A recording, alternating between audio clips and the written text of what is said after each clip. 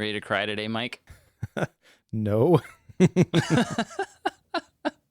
I'm not gonna lie. This and we kind of alluded to this before we started. It's like today's book might be kind of a touchy feely scenario. Would be my guess. Looking forward, hopefully not too much, but this is potentially a thing that's gonna happen today. Is this a four tissue podcast, Joe? I am not one that cries on recordings like ever that I know of, but today might push those limits. We'll see. We'll see. All right. I will not say because I don't know how many, but I will not say how many tissues I went through reading it. Interesting. I'll say that. Okay. Interesting prelude there. Follow up before we go into the book, because it's always way more fun to do follow up. I guess I had two that I can cover here. One doesn't really get me anywhere, but one of those was I wanted to start asking as part of like my morning routine. Today I commit myself to fill in the blank, and I have been doing that. I just added it to the list of questions I ask in the morning, cut out a few others that I'm currently asking. And I don't know that I have anything groundbreaking to report on that, other than it's just interesting to get kind of the perspectives of here is what I'm thinking about accomplishing for today. Like it's kind of good to have that kind of that intention for the day set. So yes, super fun. Good job. Did you read any books from previous centuries? No, but I've been trying to figure out what those would be. That's something that's kind of an interesting development, in that as I started doing some research on what these books might be that I wanted to select from previous centuries, like you're getting into philosophers, you're getting into mostly fiction books, and I was trying to pigeonhole it into like similar books to what we do on Bookworm. I was trying to find like what's a book that fits this category from 200 years ago. Like the list of those is quite small, if it exists at all. So it's kind of an interesting dilemma, I guess, trying to figure out maybe why that is. So I'm not sure what I'm doing with that one quite yet. I'm just kind of exploring it at the moment, but at this moment in time, I haven't nailed down what those are, but I'm just doing some research on it. So we'll see what comes of that. All right. Things I never thought I would be looking into. Anyway, those are mine. How about you? Mine was to ask, how does this action benefit someone else? And I didn't really do this, I feel.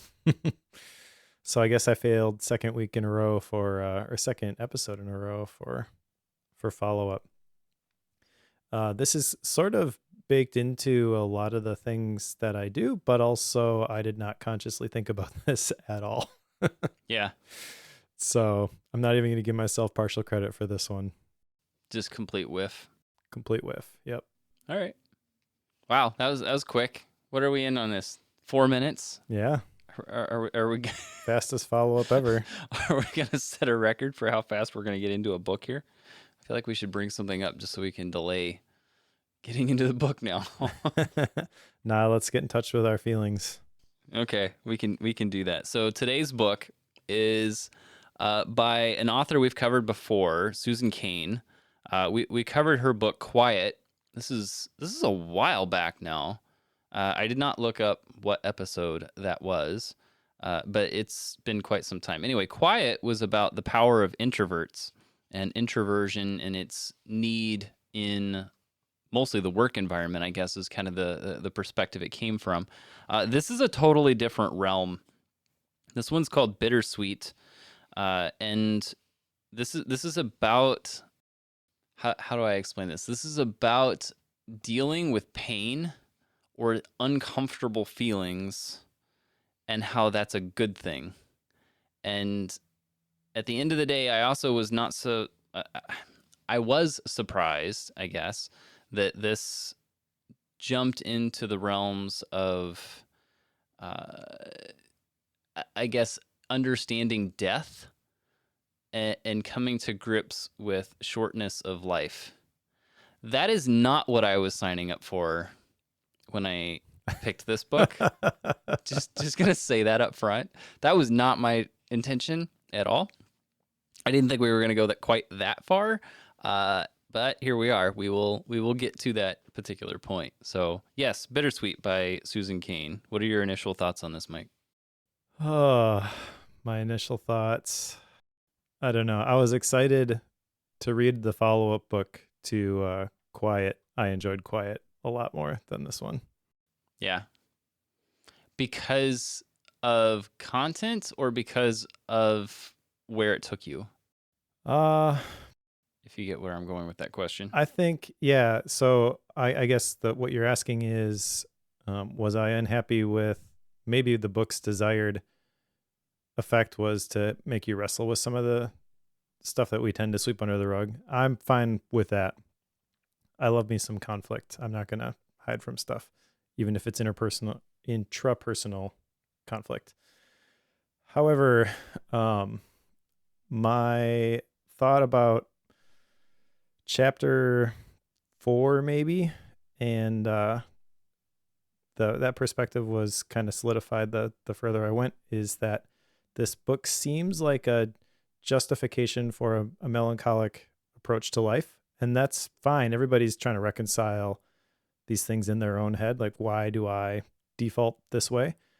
I don't think her journey is my journey, though, and I don't think this book, and she probably didn't intend it to be this way. She probably wrote it for people like her who are wired this way, and maybe they get something totally different from it, but it just felt like a square peg in a round hole for me. Sure, yeah.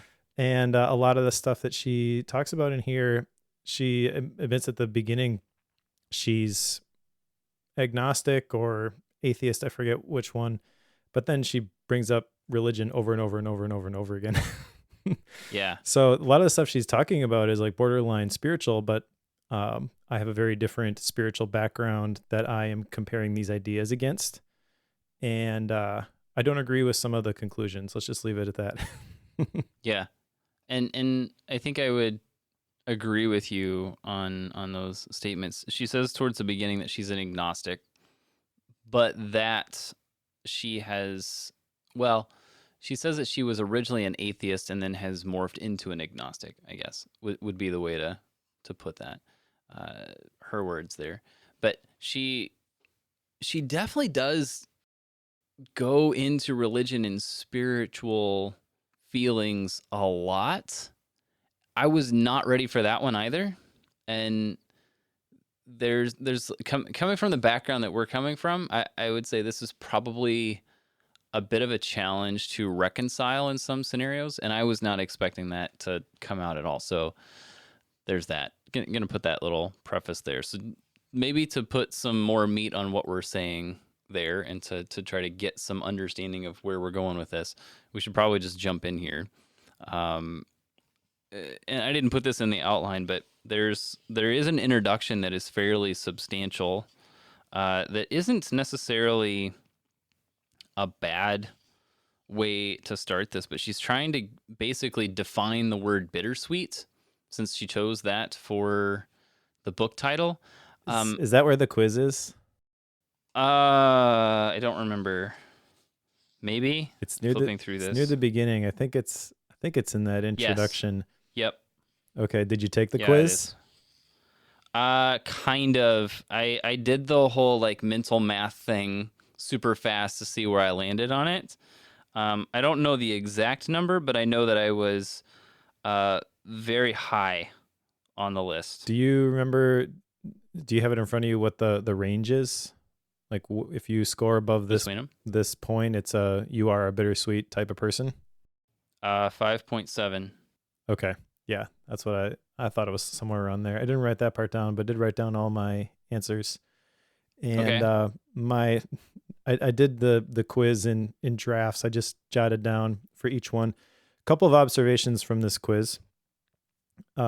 Again, recognize background in assessments, research-based assessments. Yes. So one of the things you see in a research-based assessment is if you know what to look for, you can kind of see how the questions are grouped together. And every research-based assessment I've ever seen has been like this. They may come at it from different perspectives, but you kind of, if you really know how to look at the questions, you can tell what value this is tied to. And these were just all over the place. Okay. I feel like these were coming at it from the same perspective, but the questions were just totally random. And I had 0 for several answers, and I had some very high answers, but they're all weighted the same way, right? So the high answers indicate more of a bittersweet personality, but most of mine were extremely, extremely low with a few outliers. My overall average was 3.66.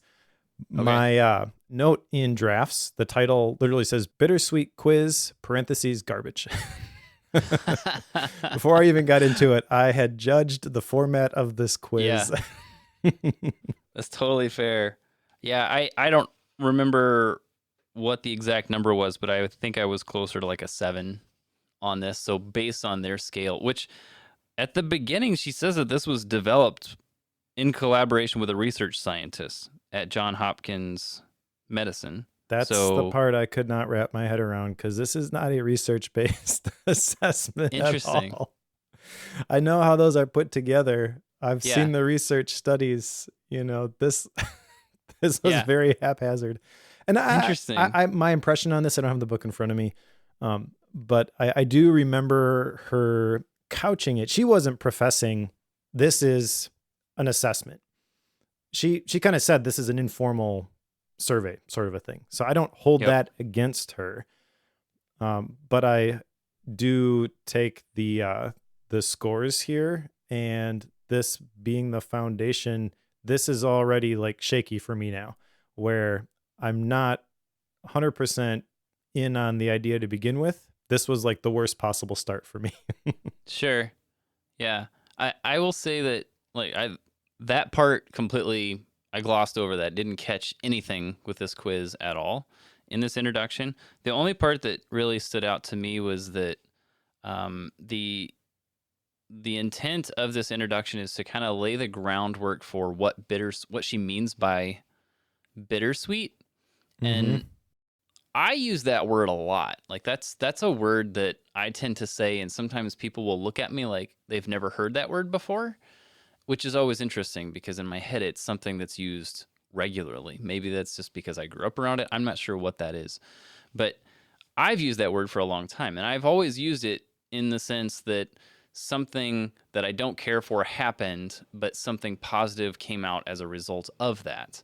So like something negative and positive both off of one event or feeling, or you name it. Like that's kind of been my use of that term.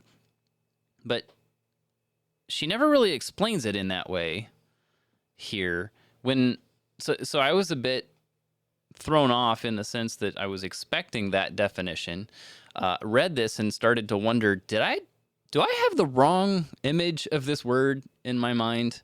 Like maybe I'm just using it incorrectly, because really the way I got it from her is just like, sadness really was the way I came out of this thinking of it as. It's like, that just seems way wrong. So maybe you should correct me here. Did I get that wrong? Did you even catch this definition here? Am I crazy? Don't answer that last question.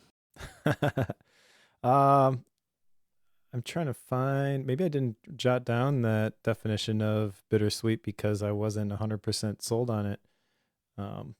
I do think that you're right in how she kind of starts this whole book. Well, let's talk about these sections, because these sections are kind of weird too. So part 1 is sorrow and longing. That is basically what you're talking about, sadness, and Correct. Starts with the story about the up guy, but we'll get to that in a minute. And then winners and losers. And the last part is mortality, impermanence, and grief, before ending with a coda, how to go home. So yeah, this is, in hindsight, I can see the path that she has put together with this. But even when I did my how to read a book approach prior to cracking this one open, you look at the table of contents that goes in the middle of the MindNode file, or the cover that goes in the middle of the MindNode file. Then you look at the table of contents, and that's the different branches. Like I create all that stuff before I dive into the book itself. I added all that, didn't have a thought about it, and then as we got started going, I'm like, wow, this is weird. How'd we get here? Yeah. Which is also kind of strange because she's a very good writer and she has real good ties between the different chapters and different sections. So I feel that maybe this book is just not for me. Sure. Maybe for the right Yeah. person, this is this lands a totally different way. Yeah, and that's very possible because I felt like, and we'll get into this as we go, and I keep saying that, and I'm aware of that, but there are a lot of big points in here that I felt like I resonated with a lot, but then there's some stuff here that I'm like, wait, what?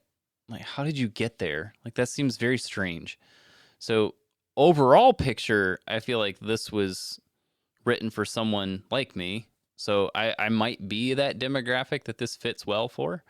But at the same time, given other belief systems that I have, there's a lot of struggles I have with this. So we're prepping this a lot here. Maybe we should just start going. But Rip the Band-Aid off. yeah, totally. So part 1, sorrow and longing. There's what, 4? I put 3 in the outline. I thought there was 4 chapters in this. Now I'm Yes. second guessing myself. There are 4. There are 4. I missed one. Chapter 1, what is sadness good for? Chapter 2, why do we long for perfect and unconditional love? Chapter 3 is creativity associated with sorrow, longing, and transcendence. And chapter 4 is how should we cope with lost love? Yeah, and so I missed that 4th one in the outline. That's my fault. But let's just kind of run through these. I don't know if we want to spend too much time on each one, but as opposed to looking at the overall part. We'll kind of see how this goes. But the first one here is, what is sadness good for? And she starts off with this story about Pixar telling the story of, oh, my mind just blanked. Pete Docter. What's the name of the movie? Oh, what Up. Is it? Up is the movie. Pete Docter is the guy. No, Up's not the movie. I'm sorry, Inside Out. He had worked. Inside Out. He had worked go. on There you Up go. and Monsters Inc. previously. Yes. So Pete Docter being the director who was working on Inside Out. Inside Out, if you have not seen it, I would recommend you go watch it. I love that movie. There are some people that I'm friends with that I'm not sure how I'm still friends with who think that movie is trash, and I'm blown away by the fact that they think that. But it's fascinating. It's about, like, it personifies and puts a character to emotions, and lets those emotions in your brain basically have arguments and conflict and discussions, and it's just fascinating because it's spot on. I never thought I would cry over seeing marbles as memories, but that happened. So anyway, what is sadness good for? She starts with telling the story of Pete Docter and how he was coming about the discovery that sadness was the point, or in this case, in the movie, sadness was the one that was going to tie everybody together and bring everyone together, all of the other emotions together, not joy in this case, which is backwards from what we would normally think. Like, at the height, when everything's great, you would think that would be the unifying emotion, and yet it's sadness that ties things together. And that's where she starts here, which, again, I get, if you're going to talk about bittersweet, like, bitter comes first in the word, so start there, which she starts off exactly where you would expect in that. So yes, what is sadness good for? The thing about this that I find fascinating is that she's absolutely spot on. I find that the more times you have to deal with struggles and difficulties with other people, like, that's when things thrive. Like, that's when your relationships grow, right? If I had no conflict in my marriage, my wife and I would not be anywhere near as close as we are today. So, like, without those points, it's difficult to become super close with someone else. So anyway, that's where she starts. Yeah, and what was fascinating to me about that story that she told about Pete Docter is that originally fear was the protagonist, and that just wasn't working, and they couldn't figure out why. And then he talked to somebody who helped him understand the importance of sadness and how it triggers compassion. And that really is the thing that brought the whole movie together. So it's kind of funny to think about how different that movie could have been. Like, that's the most powerful part of it, but it started off as something completely different and would have probably completely flopped had they continued Right. down that that path. So I remember seeing that movie. Actually, Rachel and I were away on our anniversary trip, and we went to a theater and saw it. And it was the first time we had seen a movie in a long time. When you have kids, you basically just watch animated movies. So we were kind of ashamed, like, hey, let's go see a movie. And then we picked an animated movie, but heard it was really good. And we were not disappointed. I remember walking out of that movie and kind of the picture I had when I started thinking about Bittersweet, kind of what you were saying is like, not just the sorrow, like that was kind of sad, but also like, wow, that was really impactful. And I'm really glad that I saw it, not because it made me happy, but because it was important. Right. So I agree. Like, starting with that story kind of sets that as the trajectory, and then it kind of changes from there. I do like this first chapter a lot, though.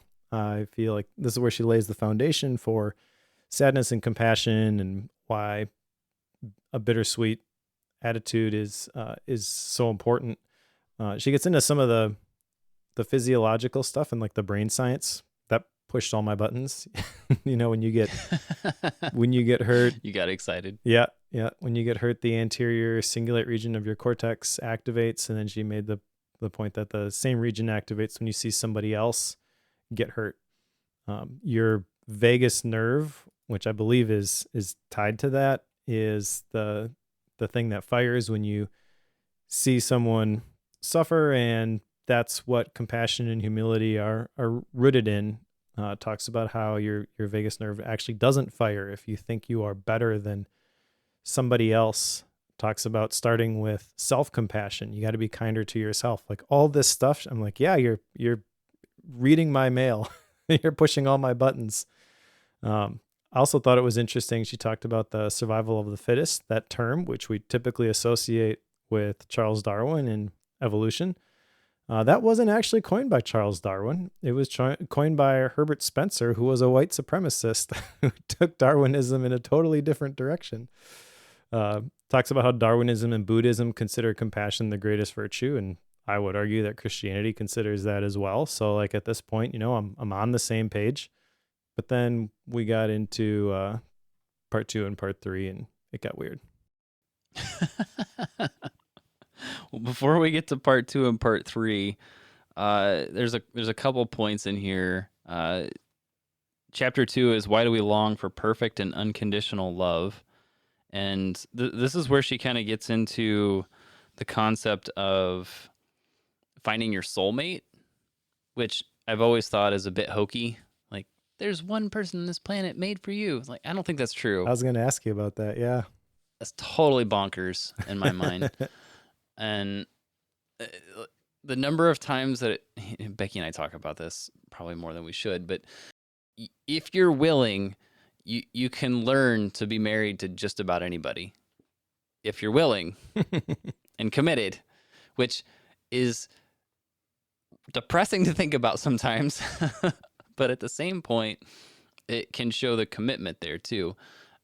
And part of that is because you know so little about a person, even in the span of, say, 4 years of getting to know them dating. You still know so little about them that once you're married, that's when you truly learn who each other is. And it's at that point that you can start to become close. So I think the concept of soulmates is completely, bonkers and hokey, but some people buy into it. But she's got a thing here saying how she's not even for it, and has a whole story about another guy, I don't even remember his name, they had the op-ed that was about that. So I think that there's definitely a desire to find the perfect person. Like, we tend to have that interest in finding a perfect love and unconditional love, and yet we are human and have our flaws and our quirks and our weirdness, and that makes it sometimes a challenge to live with. I know my wife deals with some weirdness out of me, so love you, dear. And I find that sometimes I think people should be okay with the messiness and they would be better off, but that's not always that's not the popular answer though, Mike. Yep. I agree with you. I believe that you make a commitment and you make it work, and it can be a really rewarding experience. But if you are looking for perfection, you will never find it. You can make it better over time if you have the right perspective. And in the New York Times op-ed that you mentioned, Why You Will Marry the Wrong Person, that was published in 2016, I'll put a link in the show notes if I can grab it. They talk about how we should stop longing for perfect love and focus on fixing ourselves. I agree with that to a certain extent. Like, if you're going to find fault, find it in yourself. But I would even change that and just say, look to serve somebody. Kind of Right. back to the last book that we're reading. This whole chapter is where she starts to talk about her story.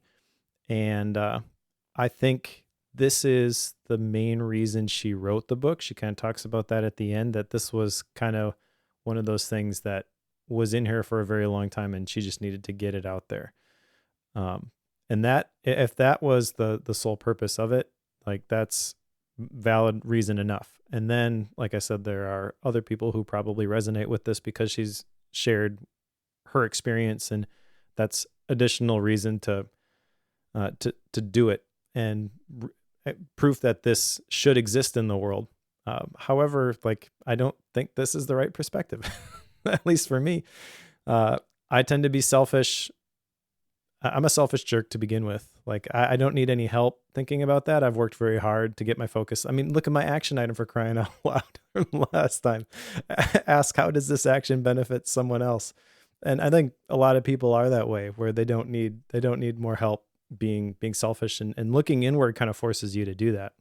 Now, what she's talking about here is like this thing that she noticed when she was in college, and her friends are like, why do you like listening to this funeral music? Right. So that's kind of the foundation of her story. Like, well, why do I like this bittersweet, this melancholy type music? And she talks about people whose favorite song is a happy song. They listen to it 175 times, but people whose favorite song is bittersweet, they listen to it around 800 times. So there's a deeper connection here and all that kind of stuff. But again, this is kind of like built on this foundation of this idea, which maybe if you bought into this and then she destroys that argument right at the beginning with this op-ed, we don't have a soulmate, then you're kind of looking for something else to latch onto. Maybe I've just gone through that process already and I've reconciled this in my head, but I didn't follow her during the connection of the dots here. She zigged and I zagged.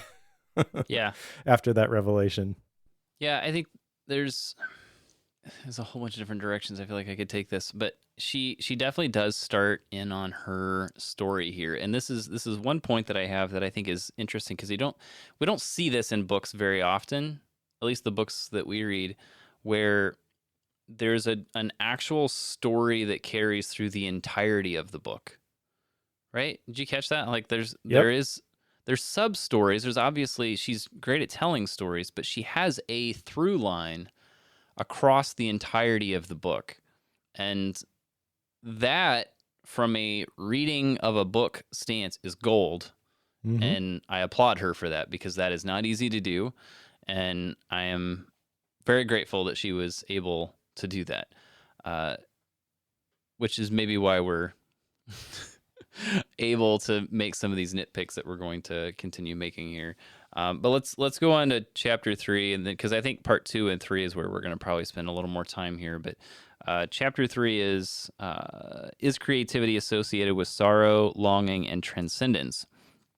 And her reasoning for asking this question is that if you look back at art, music, etc., all of the creative endeavors that people partake in, if you look at those, a lot of times some of the greatest works of art they come out of sadness or sorrow and grief in some form. And that doesn't necessarily, like, her point here is that doesn't mean you need to live sad. Like, that's not her call. Just that whenever you have those times, creating is sometimes a great avenue to release those feelings and to come to grips with those emotions. I don't think it was in this chapter. There was one later where she was telling the story of a girl whose dad passed away, Mm-hmm. and she was basically stoic and was trying to act like nothing had happened. And it wasn't until she had an English teacher hand her a notebook and told her to just write like no one's going to read it, that she was able to process her feelings about it. Um, that concept of creating things in the midst of pain can be a very good process for working your way through that. But I'm also aware that like at this point in the book, we're still on sad in the midst of bittersweet, right? I'm Yeah. still waiting for the sweet side. There's that. Yeah. When I got to this chapter, it recalled the introduction. She talks about the cellist of Sarajevo who went out to this field and played his cello when the bombs were going off all around him. And there's this famous picture of has his head in his hands holding his cello. And if you listen to that music, that's kind of the introduction to the book. And it is a very effective way of highlighting the emotional impact that music like that can have before she gets into explaining that that's the type of music that she's naturally gravitates towards. And so in this chapter, that's kind of what I was expecting, is like how you can do your best creative work birthed out of that sad, emotional, traumatic experience, and how to like spin that around or whatever. Not exactly what I got here, which is fine. She starts this chapter by talking about how people work in the arts are 8 to 10 times more likely to suffer mood disorders.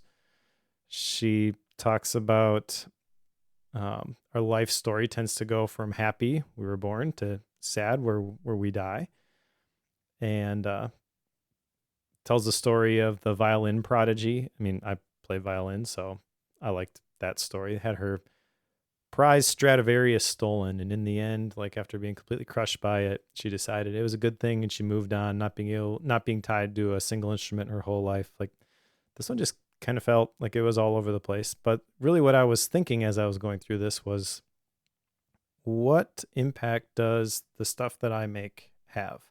Again, going back to the cellist of Sarajevo, I grew up playing violin. I've played with symphonies and orchestras. Like I know how moving those slow, sad pieces can be.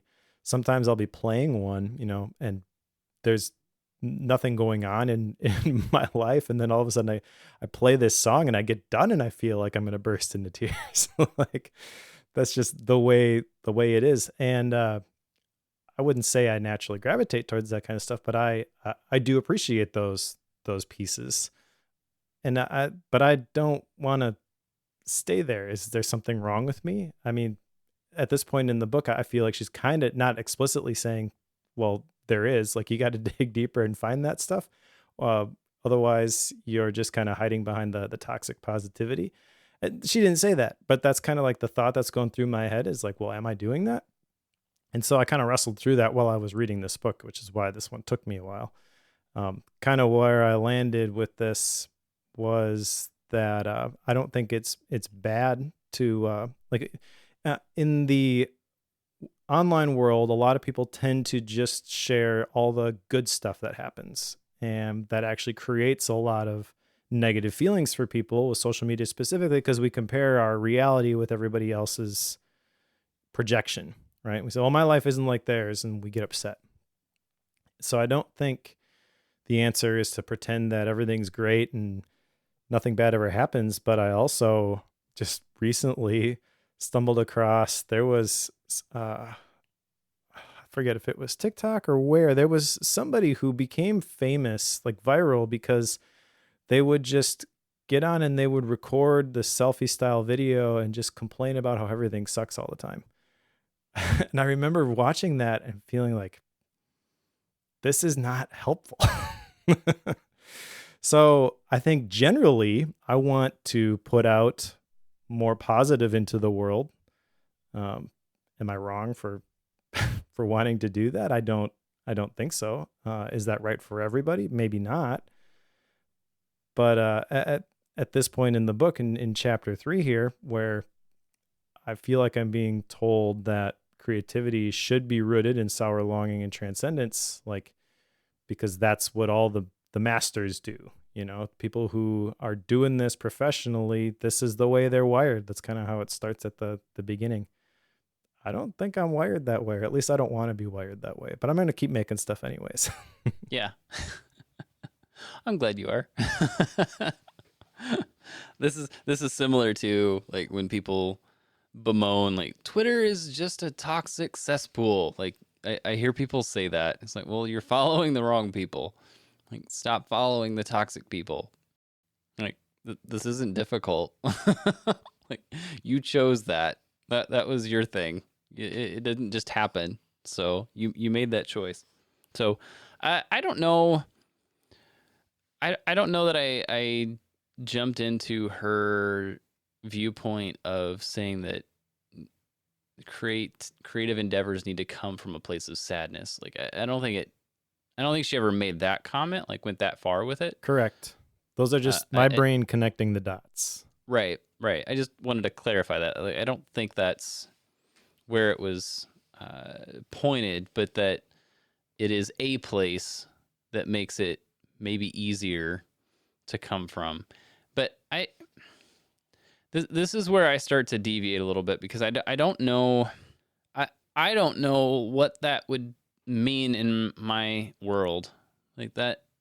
If I'm trying to connect deep with emotions, and again, I'm saying this as someone who, I can watch cartoons with my kids and get emotional over them. Like I'm one of those people. The number of times I've wished I didn't want to cry at these silly horse movies, like, and Hallmark movies. Like, I don't like watching them, but I will cry at them, which is weird.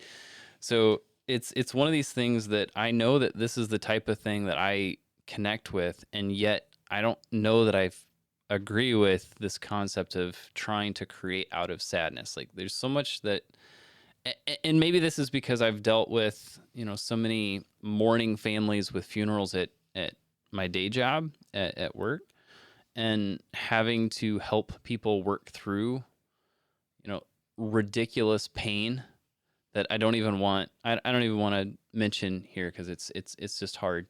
But there's a lot of difficulty that people have had to work through, and having worked with people in those scenarios, like, the last thing I want to try to encourage them to do is go make something. Yeah. And I get that could be a good thing, and that works for some people, but I think there's an important foundation that has to be in place before that works, and that is that you have to have been making things beforehand as well. Like, this would just be an outpouring of a continuation of a creative endeavor, not a new thing that you're taking on because of the bitter thing that happened. Because, again, no sweetness yet. But that I think is an important foundational point that needs to be made here, and that has to be in existence beforehand, I think. Now, I could easily be convinced otherwise. That's just kind of my initial take on that, but it could go a whole bunch of different directions. Well, we do have the seeds of sweetness here, because she talks about how the goal is not to let go of the past, but to transform pain into creativity, death into life. I feel like I agree with that statement, generally speaking, but that also seems kind of contradictory to the tone and the overall message of the rest of the book. So one thing I want to point out here with this chapter specifically is she's sharing her story, and she's gone through some stuff. She lost a couple people to COVID, and she mentions that in the book. And she shares a lot of stories about people who have gone through really traumatic experiences. You were talking about how you deal with some of that stuff at the church. And yeah, I don't want to pretend like I have any sort of advice for somebody like that, because I haven't been in that situation. I'm not going to tell somebody just get over it, which is kind of what she's pushing back against throughout this entire book. And I agree with that completely. but also, like, what do you do with that then? You can't stay there either. She's even kind of alluding to that in this chapter. And I think I would say you do need to end on a positive. And it kind of feels like she doesn't think that is the right approach. Other thing I want to say here is, like, the fact that I haven't gone through something like this, does that mean that I should not make something? I don't think it does. I think you should make stuff whether you think you've got something to share or not. Doesn't matter if you've gone through something super traumatic or not. If you've gone through something super traumatic, share your story. Absolutely. You're going to help other people who have gone through that sort of thing. But if you haven't gone through something super traumatic, doesn't mean you have nothing to contribute. Yeah, that's totally true. Yeah, don't get hung up on it. If like don't sit around and wait for the sadness, I guess. Yes. That would be the point to make there. Let's go on to chapter 4, because then we can get into part 2. But chapter 4 is how should we cope with lost love? And to be honest, I feel like this was her trying to just share some of her pain. But there's that. That might be insensitive of me. But anyway, how do you deal with lost love? She actually breaks this down into a three-part thing here right at the end of this chapter. Did you catch this? In like 3 paragraphs here. Basically, there are things to be aware of in order to know how to deal with lost love. And the first of those was that the loss helps shape your psyche. Like, they start to lay down patterns for interactions. Like, you need to be aware of that. 2, no matter how much therapy work you do, this could be your Achilles heel for life. And 3, the love that you lost or that you never had, that love likely exists forever. Those are her 3 ways of dealing with lost love, which isn't a way of dealing with lost love, really, because, and I say that knowing that the assumption in the question is that you can get over it, quote unquote, get over it, or let it go. Like, that seems to be the assumption in the question of that chapter, and yet that's not the point. Like, I think her point here is that rather than be upset or worry or get sad about the fact that you've lost something, you can enjoy the fact that you had something great, and just know that that's going to impact you for the rest of your life. That's basically what I took from it. Maybe you got something different from it though, Mike. I don't know. I jotted down those same 3 things in my MindNote file, and I also don't know what to do with them. There's a couple things in this chapter that seem kind of contradictory to me. And again, that's just based on my own syntopical reading back from How to Read a Book. She mentions the place you suffer is the place you care. I agree with that completely. Though the word passion is the root word for that is the Latin word pati, which literally means to suffer. So passion is not doing what you love and having fun and being joyful all the time. It is caring about something enough to suffer to see it come about. And then she talks about Dr. Stephen Hayes, who identified 7 skills for coping with loss. I jotted these down too because I feel like these were very important. The way she was presenting them seemed like they were going to be foundational. But I got questions with these. So the first 5 involve acceptance of the bitter, acknowledge that a loss has happened, embrace the emotions that accompany it, accept all our thoughts, feelings, and memories, expect that sometimes we'll be overwhelmed. I'm with you so far. You went through something awful. It's going to take some time to get through it. This last one, though, watch out for unhelpful thoughts. What's an unhelpful thought? She gives some examples. It's all my fault. Life is unfair. I should be over this already. But I think there's a whole bunch more that you could add to this list.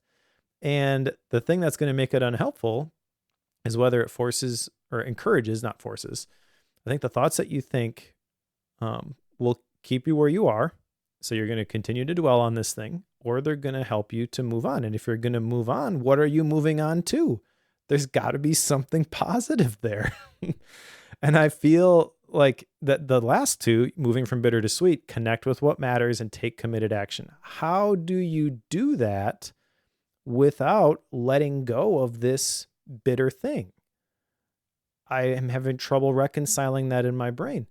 And maybe that's just my personality, where when I really do have to completely release these things. If I don't, it's just going to eat me up.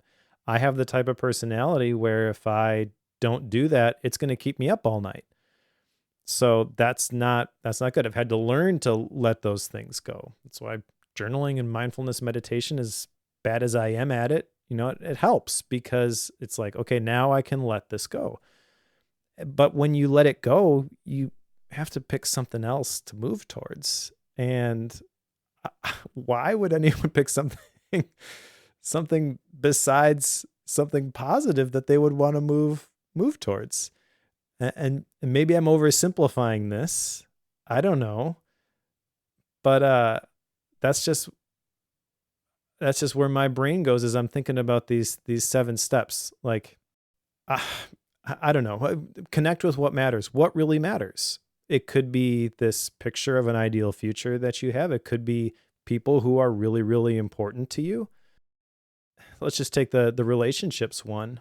Okay, so something really bad happened. Your previous spouse got sick and died. Like, if you are going to stay mourning for them, you will never go find somebody else. You will never move on from that. And that's the trap that I see myself fall into and other people fall into, is like, this stuff happens 10, 20 years ago and you just attach to it.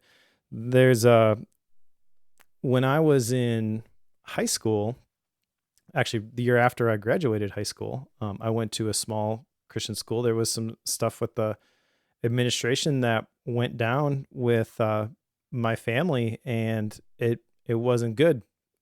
My parents held on to some offense from that for a really long time. I could see I saw the fruit of that attitude, right? So the thing that happened in the past, and I understood what had happened, and I had moved on, but I could see how, like, every single time they thought about it, it would eat them up. And there are other examples, like at one point with the family business, there was somebody who was copying this anger management assessment that we had, and total copyright, just running all over the country with it. And like, my dad sued him at the end of the guy's life. He was sick and dying and didn't have any resources. Like, 20 years later, finally caught up with him. But at that point, like, what good is it going to do? And for those last 20 years, like, every time you see the guy's name on TV or on the internet, whatever, it's like, oh, that guy, I guess, if you really want justice to be done in this situation, you really want to make the situation right, like, go ahead and do that. But it just always seems so pointless to me. It's like, let's move on. Let's decide from this moment forward, what is the best thing to do? Not pretend whatever happened that was bad didn't happen, but also let's not build our tent in the valley of despair. Winston Churchill, I think, said one time, if you're going through hell, keep going. Yeah, don't stop. Yep. It's not where you want to be done. Mm-hmm.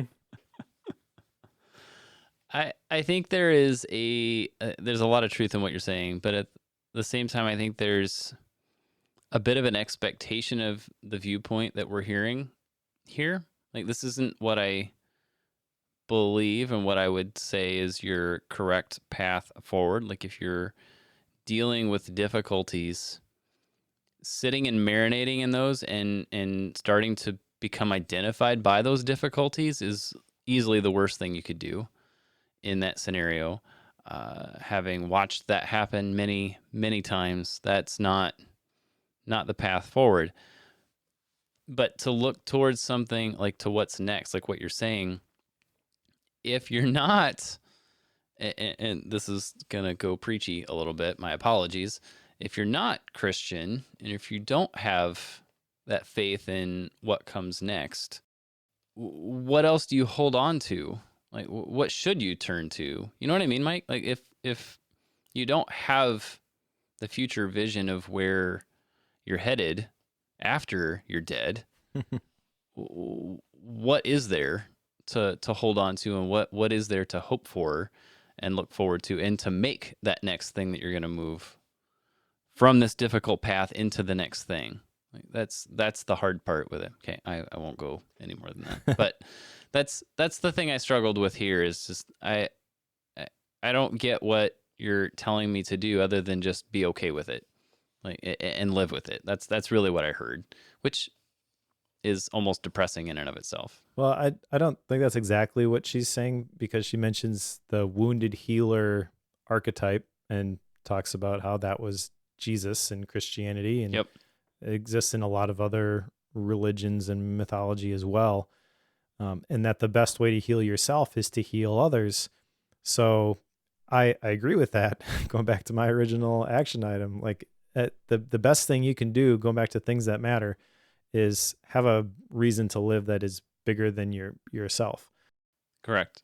Yep. However, I have trouble reconciling that this terrible thing is the message that's going to help somebody. I feel like the message that's going to help somebody is, I know what you're going through, and trust me, it's going to be okay because I got to the other side.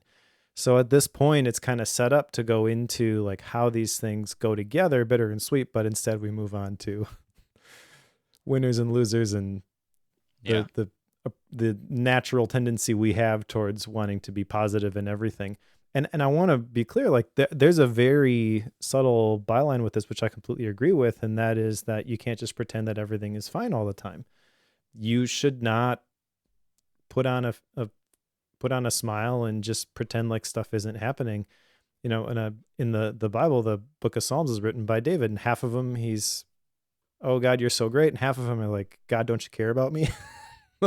My enemies have surrounded me. So like, I think he's a great example of this. That's a picture I have of this bittersweet. There's two sides to this coin, and maybe she feels, because we have so much tendency towards the positive, that isn't the side that she wants to emphasize, and that's completely fine. However, that is the piece that is missing from this narrative at this point. And then she gets into the loving kindness meditation, which I am aware of that. I have heard of that before. That is not for me though. No, not for me either. No. So you're talking about this positivity thing. Let's go on to part 2, winners and losers.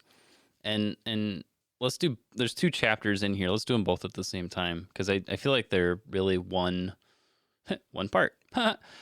How did a nation founded on so much heartache turn into a culture of normative smiles?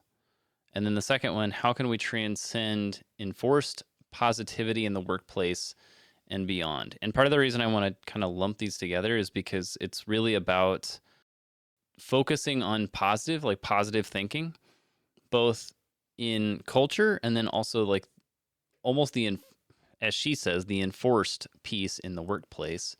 And I feel like those kind of go together. But she starts off with the first chapter kind of giving the history of how we got here in America, and how we kind of had this journey of trying to focus on the bright side of scenarios and always looking up and trying to look past our negative past. And like this is part of what we do in the United States, is like we want to make sure that the things that we did wrong in the past disappear and that they never happened, and that we're always smiling. Like things are going great. We were never bad. Like that's almost the mentality that you see in the US. And she does kind of give us the history of how we got to that point. But there's one story in the second of these chapters where she's telling the story of a worker, and I'm not going to go into the details of the story, but basically he's your stereotypical I have everything together, manager, leader who knows all the answers, can do everything right. And yet he's got a son that won't talk to him, and a crew that's about to be put in scenarios that's quite dangerous, honestly. And they come to grips with all of that and work on the process of sharing their fear and getting that out, basically sharing those emotions and being willing to talk about the hard things. And that's what brought them together. This is where we start to get some of these hints of the sweetness side of the bittersweet, I think. I guess we got some hints before, but this is where you start to realize some of it. I don't like the whole positive thinking world. Like, that's always been like, think great things. Like, sure, I'll do that. Then what? Like, this is kind of what you. It's no secret that we're not big fans of the whole think happy thoughts culture. But the thing is that, like, that's not necessarily, what am I trying to say? Whenever you're able to get past some of that positive thinking and being willing to share the hard parts, like the difficult things that you don't want anyone to know about, like if you're willing to open up and have those conversations, that's when the true connection happens. So yes, it can be a challenge. Like, that's, if there's a point in here where my definition of bittersweet comes out, it's this. Like, it's very bitter talking about the things you are uncomfortable with, but it can be very sweet afterwards whenever you realize the relationship that you've built with that other person. Do that in a safe place, choose the right person. That's beside the point. I'm assuming you're good at that. But if you're able to do that, it almost always comes out for the better. It's my thought. Please do that. Just maybe not live on a podcast. I like the chapter 5, which she talks about the people that she met at Princeton. And they define this effortless perfection, which is the pressure to appear like a winner without needing to try. I definitely agree with that, and I feel like that is toxic. She is absolutely spot on that we Americans love a good underdog story, how you overcame the odds and became successful.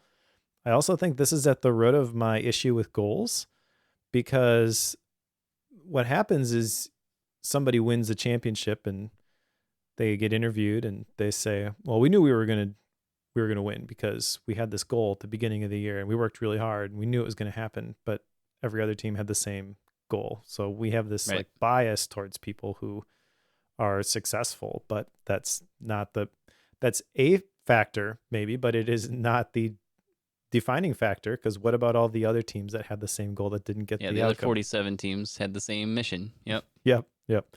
So I think there is a real issue here.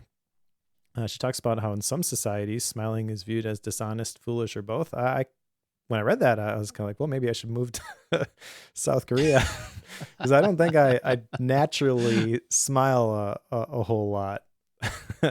But also, the issue I have with this comes from page 122. Again, she's dipping her toes into Christian beliefs. She says Christ dies on the cross, but we focus on the birth and the resurrection. And she's using that as a point of evidence for why to show that we do this. And I think she's making the argument that we shouldn't really do that. But obviously that statement, I interpreted it quite a different way. I mean, well, of course, because that's not the end of the story. That's the whole point. So this is not landing real well with me at this point, other than to say, like, I agree that we have a bias towards this. What do we do about that? I think we just recognize it and try not to pretend that everything is great all the time when it's not. And then the last chapter 6, she talks about the University of Texas study that shows people who wrote about their problems were calmer and happier. So if I were to sum up everything to this point, it is, don't pretend stuff didn't happen, move on and be okay being okay, and journal about stuff. This is actually where I have an action item from this book, Mike. Okay. I'm guessing this is the type of book that Mike and I normally would come out of this saying, I don't know what to do with this book. I don't have any action items. I actually got one out of this, and this is that so much. And maybe this is just a Minnesota thing or a northerner thing, a Midwestern thing. I don't know what it is. People ask, "How are you?" "Good." "How are you?" "Good." Like that interaction is basically hi, back and forth. Like that's really what that interaction is. And I've always hated that interaction. Like, it's always felt very fake and not real to me. And I want to this is going to be so weird and awkward at first, and I know this. I've got this whole morning questions thing now, right? I want to ask myself, how are you? And I want to try to get this into a single one sentence response that whenever someone asks me that day, how are you? I'll give them that response instead of good, how are you? That's my goal. This could go south real fast, but it could also lead to some good conversations. I'm also aware that whenever I respond with something other than good, how are you? And say I'm exhausted and overwhelmed, like if I say something like that, I have to be willing to have the conversation behind it, right? Because it's more of an opening to a broader conversation whenever you do something like that. So I also have to be aware of that, which means I'm probably not going to plan as much stuff for next week to do because I'm going to spend more time explaining my life, very likely. But I feel like this would lead to interesting relational conversations if I was able and willing to do that. So I'm going to at least attempt it. Could be bad. Interesting. We'll see. Yeah. The other response that people give all the time is, "Oh, I'm just so busy." Yeah. Super busy. Yeah. Yep.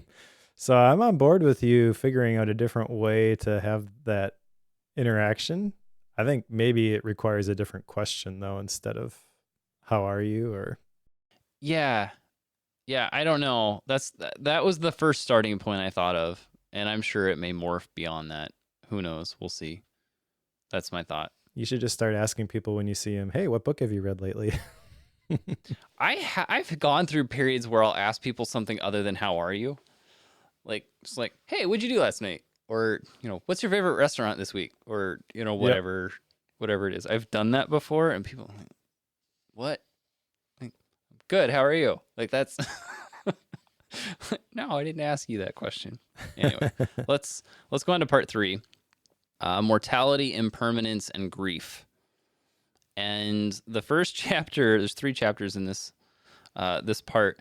The first one, should we try to live forever?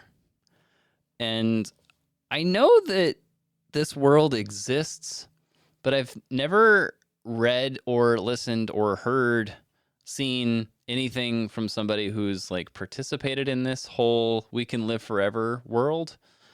Like I know that people have this mission. I've always thought that it was like a viewpoint that, like, yes, that's kind of what we're calling it, but actually we're just trying to help people live longer. Like that's kind of what I've thought of it. No, it sounds like these people actually think we could live forever in Some some of way. them. Like I don't think you understand things fully.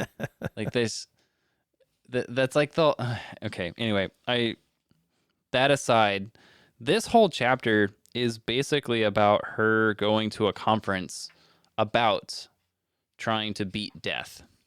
Yep. And it's, of course, got a range of people, like what you're saying. There are people that, the viewpoint that I originally explained in here, that that are coming at it from the stance of let's just try to prolong human life. Like there are definitely people in that camp that go there. There are definitely people who think they can live forever there as well. So, and you've got the full spectrum of folks from in the middle. But the part about this that I think is important is that she doesn't really wrap this one up with a pretty bow at all. But she does kind of allude towards the idea that you may not necessarily want to live forever, in that the shortness of life is actually the sweetness of life. Yep. In that that's what makes every moment count, and that's what you should be, that's why you should be taking advantage of the time that you have. It's like that's kind of the story that I want to come out of this from, and she does kind of wrap that up subtly in the end of this chapter, which I'm grateful for.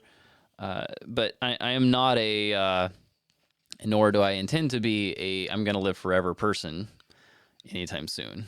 I will be grateful that I will get my maybe I'll get 80 years. I'll be thrilled if that happens, and I can be done at that point. So Yeah. So this chapter in the conference that she describes is really weird. However, very weird. I don't think this is maybe as, let me put it this way. You probably know some people who buy into this at least a little bit. I think maybe this is a more popular idea than a lot of people realize. Living forever? You think so? Well, maybe not the living forever stuff, but the extending your lifetime stuff. Oh, that, yes, absolutely, 100%. I'm with you on that part. And I think both of them are kind of crazy, to be honest. I agree with the mindset. The closest I've ever gotten to agreeing with anybody who has thought this way is Dan Sullivan, the strategic coach guy, who has done a lot of stuff that I really like, including the unique ability stuff. He has this tool called the lifetime extender. And it's basically like he thinks he's going to live to be 156. And that's the basis of this tool that he has put together. But if you ask him, how did you arrive at this? He's just like, I thought it might be cool if I could really live that long. I don't want to live longer than that, but that would give me, then I could live long enough to see my great grandchildren or whatever. Like he had a specific point, and he's like, I'm just going to take care of my body and like, I'm going to live that long. And if I don't live that long, oh well, but I'll maximize the time that I have here. And I'm like, that's actually a really good approach. Yeah. But I'm not going to go about telling people, hey, I'm going to live to be 156. Like if I can be 80, 90, whatever, and still running half marathons, you bet I'm going to do it. And Correct. I'm going to have that mindset that I'm going to be healthy. This is, again, like my issue with this whole book. Like if you're going to focus on the negative stuff and the pains and the aches and the hurts, again, you don't just pretend that stuff doesn't happen. But everybody that I know I just ran this half marathon, and there are some older people. I'm like, wow, that's awesome that they're doing this at their age. Like when I get to be that old, I want to be able to do that. I guarantee those people are not the bittersweet people that she's talking about. Right. And I given the option, yeah, I'm gonna pick that one. That looks like a lot more fun. Now, and so I feel like this is a little bit. She went all the way to the extreme with this conference, because this conference is literally people who think that death is a problem to be solved, and they are going to crack this code at some point, and they are going to live forever. And that's crazy. But that plants the flag in the ground of like, if you want to live a long life and be super healthy, like you're towards the crazy end. If you're positive and joyful and not bittersweet, then you're danger, you're heading this way. And I don't think that's true. And again, that's not exactly what she is saying here. No. This is how I am connecting the dots in my head. And I said at the very beginning, I wholeheartedly embrace the fact that I am not the person she wrote this book for.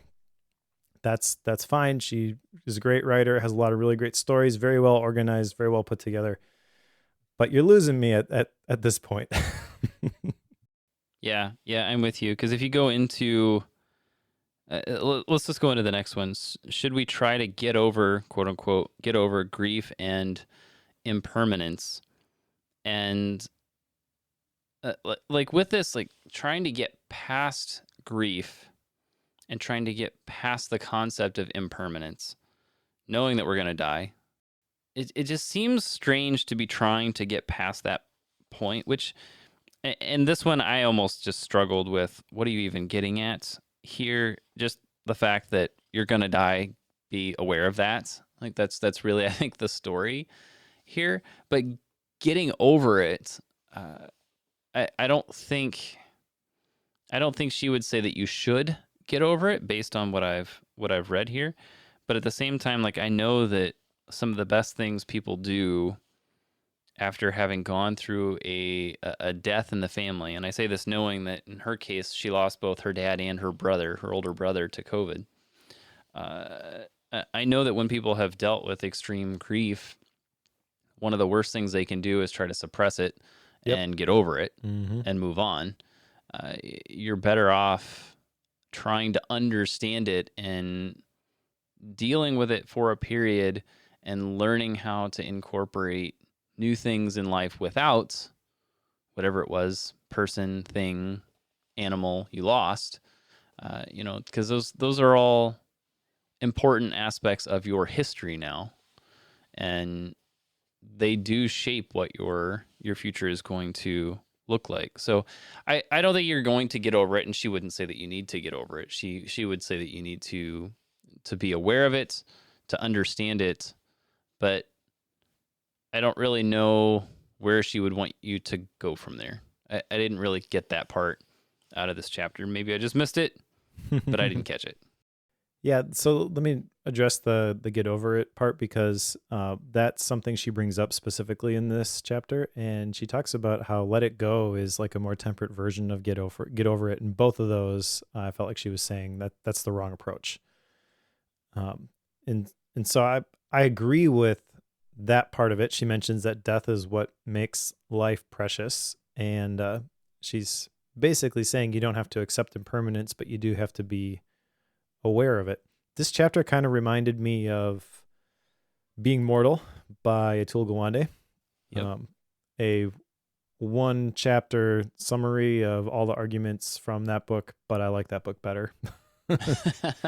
Yeah. It just as Totally it pertains to this particular topic, I feel she even mentions Atul Gawande, I think, in this chapter, but Yep. he's the person to speak to this. And that's not to say like her story doesn't matter, but yeah, this chapter feels a little bit weird. If I were to sum it up in a sentence, death is what makes life precious, so don't wish that it wasn't a thing. I guess that makes sense coming from the previous chapter with the crazy people who think they're going to live forever. And talks about how some problems just can't be fixed. But that's kind of a weird place to leave it going into the next chapter here. There is an idea she mentions in this chapter, which is kind of interesting to me: defensive pessimism, which is bracing for disaster. I need to think on this some more, because this is me. Really? I tend to think worst case scenario. What's the worst thing that could happen? And then what can we do to prevent that? And I don't think that's necessarily healthy for me. But it also reminds me of something that Ed Cole had said, that faith and fear have the same definition: belief that what you can't see will come to pass. And he talks about how faith attracts the positive, fear attracts the negative. And Susan Cain would probably not like Ed Cole's writing, but I do. Yeah. And I believe there's a lot of truth to that, where if you're going to think about the worst thing that can happen, you'll create that sort of energy. You will manifest that in your own life, and that's not going to be a good thing. And even if, you're not just putting out positive vibes and saying, the Power of Positive Thinking by Norman Vincent Peale, that would be a fun one as a follow-up to this, because it's all the way the other way. I don't think you can just, say words and your situation changes either, but there is something to that, where like, what are you focused on? That's what you're going to gravitate towards. I remember reading a research study myself about how your brain can't differentiate positive versus negative. And so if you if you were to, you're golfing, and you're telling yourself, don't hit it in the water, don't hit it in the water, your brain is fixating on that point. It's fixating on the water. That's probably where your ball is going to go. You have to fixate on something else. You have to point in a different direction, which again, like going back to chapter 4 with those 7 skills for coping with loss, I feel like the direction pointing towards the positive. This is the thing to focus on after this. That is the piece that is missing here. Yeah, let's do the last chapter here. Do we inherit the pain of our parents and ancestors? And this one's interesting. She tells a couple of stories in here about how in one of those stories, she's telling the story about how like the kids of the Holocaust survivors seem to have the same PTSD as the survivors themselves. Like they had a lot of the same emotional damage and such. So it was inherited in that sense. Like the pain and grief was definitely there biologically and physiologically. So because of that, it it means that we have to be aware of how much we let the the troubles and difficulties of our ancestors and how much we let that impact us. Taking on the grief of someone else, whether it's family or not, or taking on the pain of someone else. Now, I say that knowing that sometimes that's good. Sometimes it's good to know or to take on someone else's pain because they're not able to fight for themselves, and you can take that on as a mission towards good. You can do that. That's not what she's talking about here, at least not the way I understood it. The way I took what she's saying is like sometimes we take on the grief or pain from someone else and it hurts us, and we're not even aware that we're doing it. Like it's not a conscious taking on of someone else's difficulty or troubles. It's us taking it on unwillingly, I guess, or unknowingly. Unknowingly is probably the better word there. So when we do that, we can start to act and do things that we don't want to be doing without realizing that we're making bad choices because we've taken on somebody else's pain. And she does tell the story about how she had taken on, and there's a whole backstory because again, we were talking about like her story is told throughout this whole book. Her troubles with, not troubles, but her difficulties in relationship with her mother is a through line in this book. And she explains how she overcame her inability to talk about her mom publicly through the process of understanding that she had taken on some grief of her mother's that wasn't hers. She had her own in that relationship, but she took on her mother's responsibility for her mother's grief as well. This doesn't help in most cases. So I am grateful that she at least makes that claim here at the end, because it is easy to take on somebody else's pain without knowing it, for sure.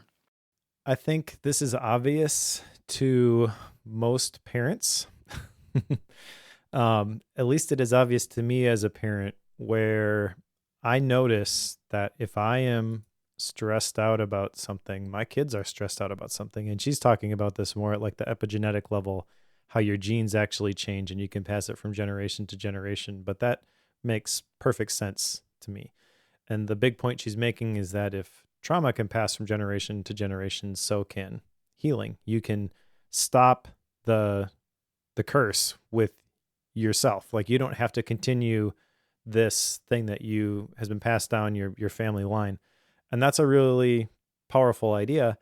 Again, I've got maybe different thoughts on how that happens based on my belief system, but I am in agreement with this.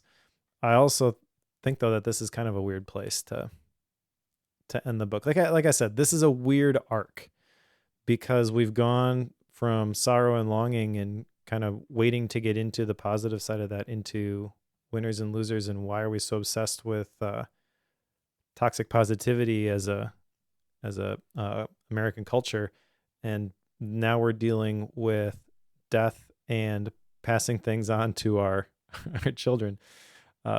This is hard for me to reconcile in my head. So in isolation, I feel like this is actually a really great ending to the book. You have the power to change this, not just for yourself, but for everyone who comes after you. But it doesn't, when taken in the context of the whole flow of the book, it doesn't really do it for me. Well, she does try to wrap things up here. She's got this coda at the end of it titled "How to Go Home," and in this, like when you hear that phrase "how to go home," like there are two things that come into my mind immediately. One is baseball. Like, how fast can I run the bases? How to go home. Like that's what goes through my head first.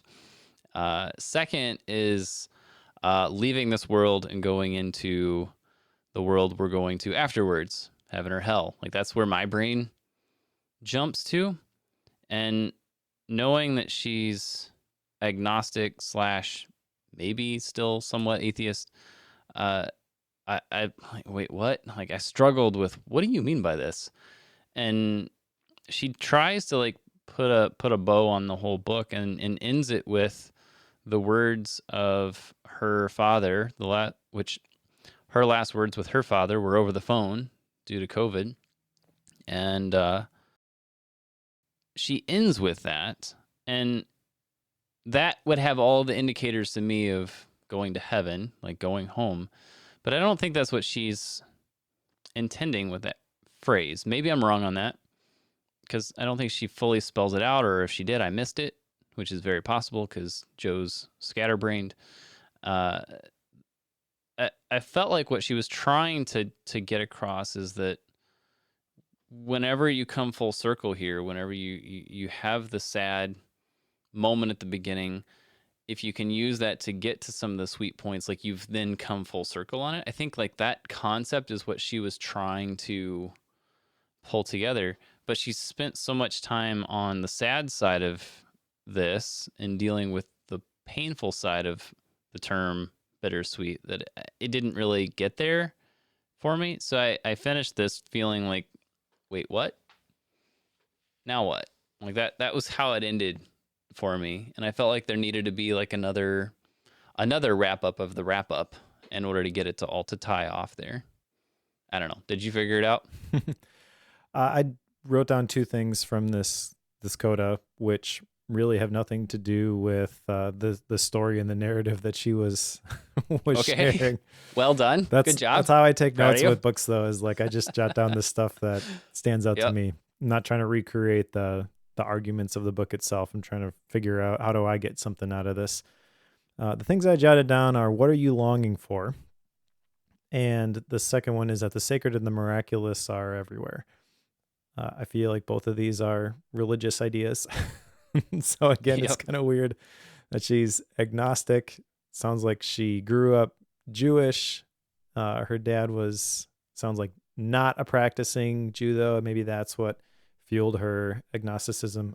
I don't know. That is what it is. I'm not trying to judge that, but for me, I feel like this is something that I have wrestled through. I mean, faith-based productivity is built off of this. What am I longing for? What is my purpose? What is my vision? I call it a life theme, and I have it memorized. It is to help people answer the question, why am I here? By inspiring, encouraging, and teaching them to connect to their calling, discover their destiny, and live the life they're created for. That is very, very, very, very, very important to me. Everything I do gets filtered through that. If it's not connected to that, then I'm not doing it. So I know what I'm longing for. The trick for me, I guess, is recognizing the sacred and the miraculous in the day-to-day, because I feel like those moments are there and you can easily miss them when you're just moving on from thing to thing. But what does that have to do with being bittersweet? So like that doesn't tie into her story arc, I feel. Again, like this is where she's putting a bow on her relationship with her mom and all the personal stories she's been telling. And if this was just a therapeutic way for her to share her story and other people who have been through the same sort of things to resonate with her telling her story, that is completely justified reasoning for this book to exist. But at this point, like, it's just solidifying I'm not the person this book was written for. Totally fair. I feel like I want to like do wrap up thoughts here, which means we need to get through action items so that I can get to style and rating, which I have one of, unless there's something else you want to say before we go there. Nope, I'm good. Okay, so I have one action item that I collected, which was the coming up with a different response for how are you, an honest response, not just good, how are you? Like I don't want to do that over the next 2 weeks. So that's my attempt. We'll see how bad that fails, and we'll have fun with it next time. I'll probably have some interesting stories for us. Would be my guess. We'll see. Maybe not. I could be completely wrong. But that's the one that I'm gonna shoot for. How about you, Mike? I actually did not have any action items from the book itself. However, I'm going to join you with that one. I'll do it a little bit different though. I'm going to try to come up with a different question to use instead of how are you? Sure. Yeah. At the very least, I'll have some options, and hopefully I'll have had a chance to test some of these, and maybe I can report back on which ones worked and which ones didn't. Okay, that'd be good. I would love to get different questions to ask too. Yeah, for sure. All right, that said, let's go ahead and do style and rating here, and I'll kick us off. But one of the things that I love about what Susan Cain did here was that she has this story that she tells across the entirety of the book. I mentioned that earlier. It's like, that's not easy to do. To have 9 chapters here across 3 parts that are split up 3 or 4, 2, and 3. Like, in order to do that, it takes quite a bit of time, and you have to know your whole line of thinking. Probably not before you start, but you have to be willing to do a lot of work to get that put together. So I'm aware of how much work went into that. So I applaud her absolutely for that, and it's a good story to tell. I find, as far as tell us your story and how you got to this point, and what is it that you have struggled with, that you've dealt with, that you've contemplated when it comes to the topic of the book, which in this case would be bittersweet. However, I think the disconnect that I have here is that this appears to be a book designed to talk about the topic of being bittersweet and being aware that bad things happen in life, but there can be a good side to that. Like that is the topic that I think this is designed or intended to go around. But what I think actually needs to happen is here, she really wants to write her own memoir. I think that's what needs to happen. What this was what really needed to be here. And that's not necessarily bad, but I think trying to sell a nonfiction book called Bittersweet by someone who already has a highly successful book is a lot easier than selling that person's memoir. Would be my guess.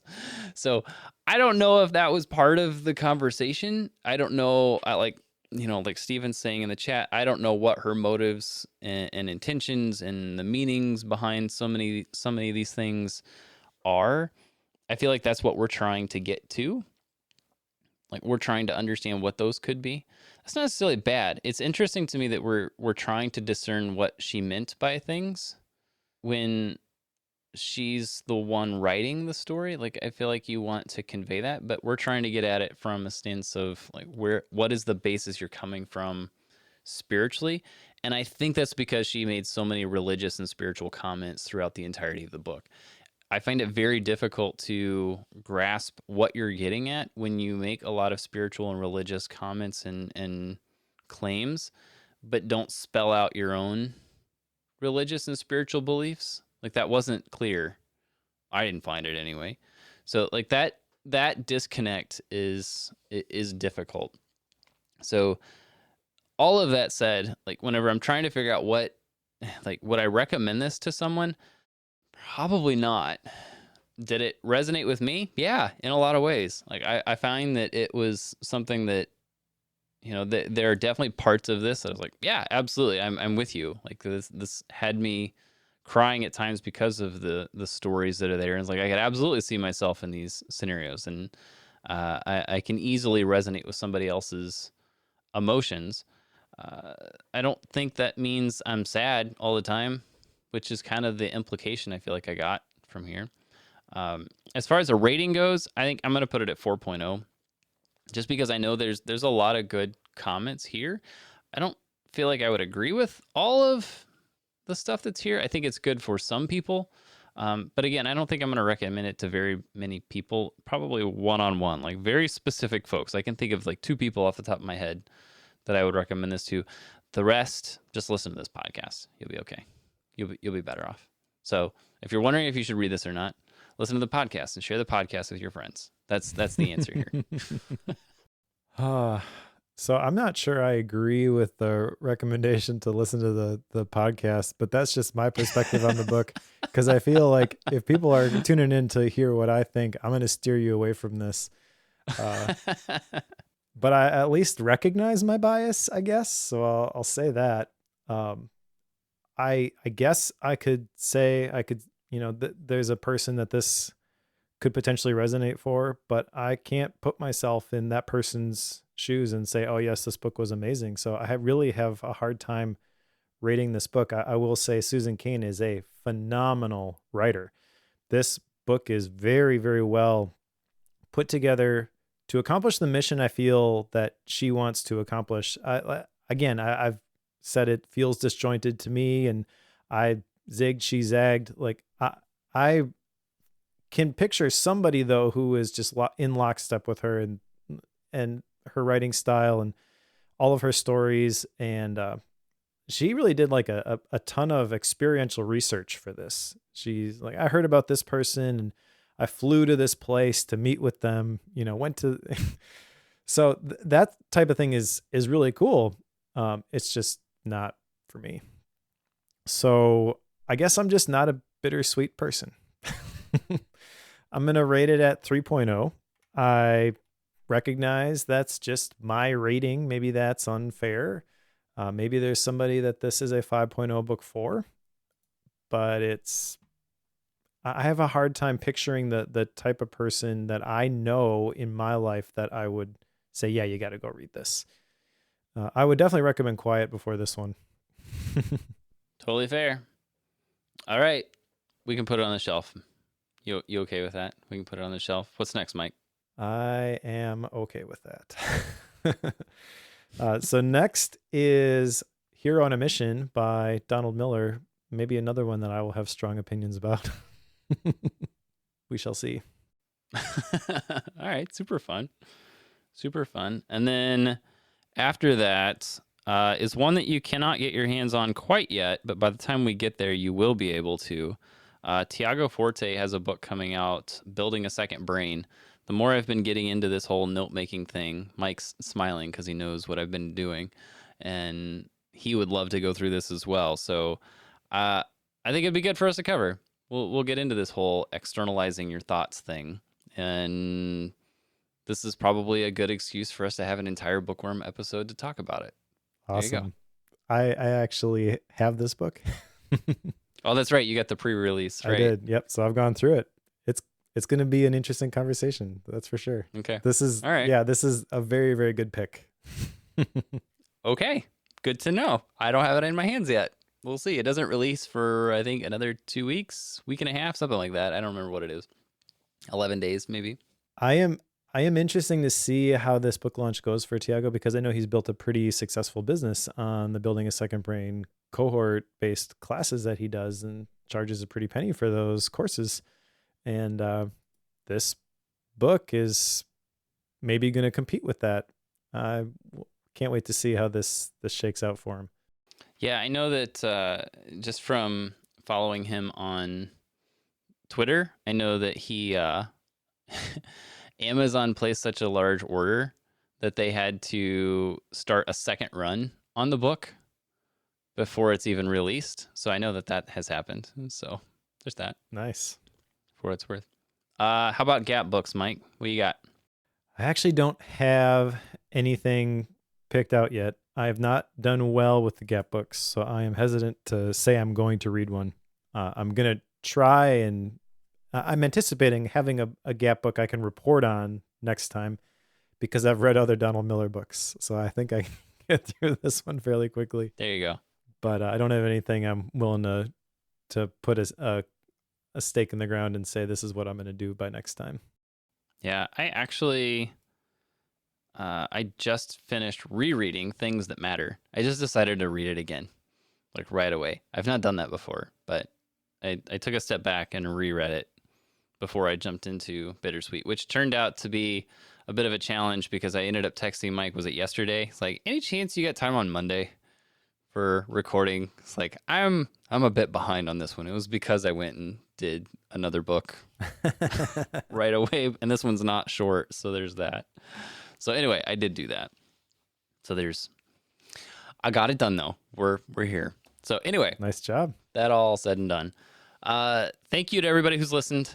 Thanks to those of you who have joined us live. Always fun to have you guys join us when we do these live recordings. I should probably start scheduling those a little bit quicker so more people know when they're happening.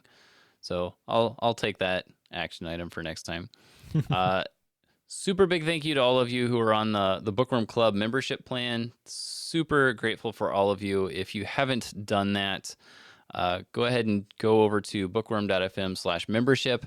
That'll take you to the forums where you can sign up, $5 a month, get access to Mike's MindNode files, some cool wallpaper, awesome people to talk to. Like it's great. So we're super grateful for those of you who have done that, and we always are appreciative to those who pay the monthly, because that helps us keep the lights on. So we're super grateful for all of you. So thanks for that. Yes, we are. All right. If you are reading along with us, pick up Hero on a Mission by Donald Miller, and we'll talk to you in a couple of weeks.